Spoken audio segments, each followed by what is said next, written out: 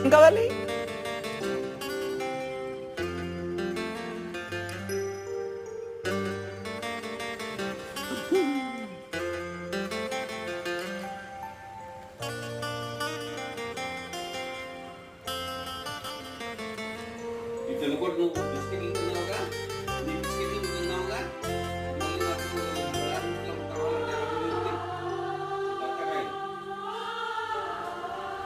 Cache బాబు ఇప్పుడే వేసాను biscuit box కూడా నా దగ్గరే ఉంది.